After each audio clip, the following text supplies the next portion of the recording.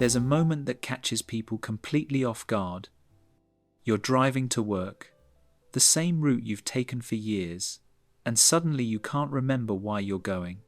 Not in a confused way, in a deeper, more disturbing way. You can't remember why any of this matters. The job, the house, the life you've built so carefully. It all feels like someone else's story, and you're just reading the lines. And before you write this off as a cliche about sports cars and affairs, consider this. Studies show that life satisfaction follows a U-shaped curve across cultures, with the lowest point hitting between ages 40 and 50.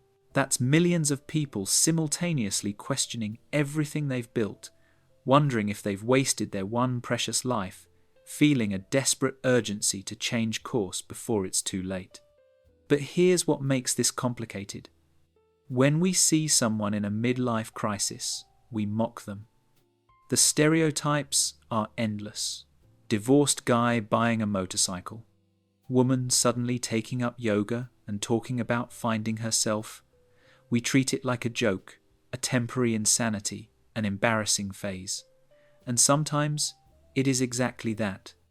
But often, the reality is far more complex, far more human, and far more existentially terrifying than we imagine. Let's start with what it actually feels like. Imagine waking up one day and realizing that you're closer to death than birth, that the majority of your life is behind you.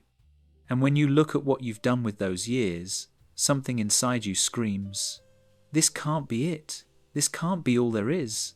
Psychologists call this temporal awareness crisis, and it triggers a profound psychological reckoning. You're forced to confront the gap between who you thought you'd become and who you actually are, between the life you imagined at 20 and the life you're living at 45. And that gap can feel unbearable. Here's what people misunderstand. There's no single trigger. For some, it's a specific event. A parent dies. A marriage ends. They get passed over for a promotion they worked decades for. And suddenly, the narrative they've been telling themselves collapses. Others experience it as a slow accumulation. Years of small compromises. Dreams deferred. Passions abandoned for practicality. They chose the safe job, the sensible partner, the stable life. And for a while, that felt like winning. But now it feels like a prison they built for themselves, brick by brick.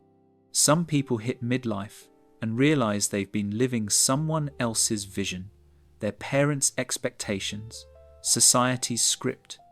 They became the lawyer their father wanted, married the person who looked good on paper, had the kids because that's what you do, but none of it was actually their choice. Here's where it gets complicated. A midlife crisis isn't really about age. It's about confronting the fundamental human condition. We have limited time, unlimited wants, and the terrifying freedom to choose how we spend the years we have left. Why does this hit so hard in middle age? Because you're in the worst possible position. You're old enough to see your mistakes clearly, but young enough to agonize over them. You're established enough that change is costly, but not so old that you've accepted your fate. You're trapped in the awareness that you could still change everything, but the window is closing fast. Let's talk about something uncomfortable. Midlife crisis behavior looks irrational from the outside. The affair, the career change, the sudden obsession with fitness or adventure or spirituality. People call it selfish, destructive, irresponsible. But here's what's really happening. Someone is trying to feel alive again.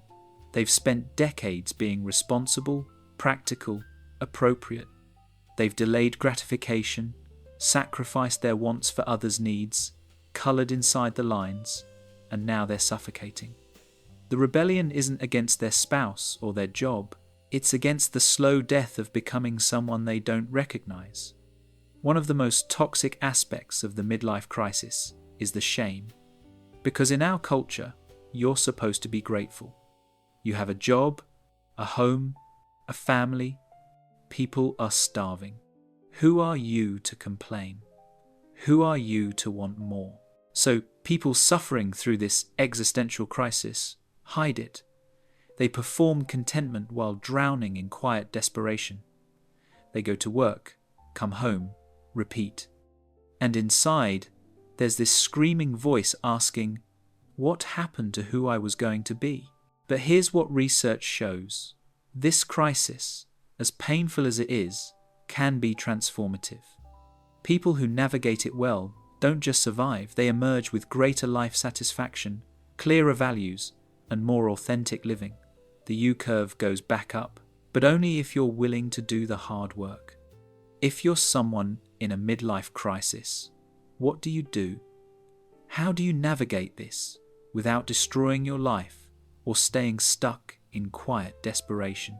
First, understand this. You're not having a breakdown, you're having a breakthrough. Your psyche is trying to tell you something important.